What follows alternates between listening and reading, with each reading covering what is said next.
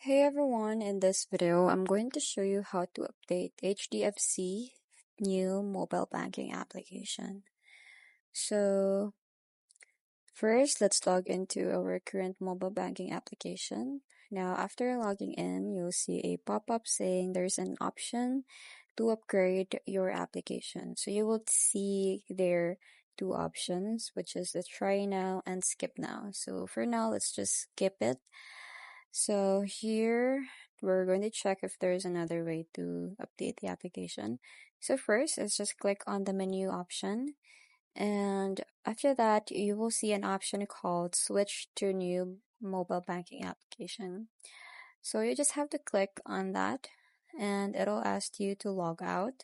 So just click on yes and it will directly redirect you to the Google Play Store, and then you just have to install the application and wait for it to complete. Now, once it's installed, just click on open and the application will now update to the new mobile banking version. So you just have to keep the language as English and click on continue. You can skip all the introduction slides and then you can also click on the let's start. Now, since we already have an account, you select the first option, which is yes, I have an account, and you just have to allow all the permissions that the application asks for.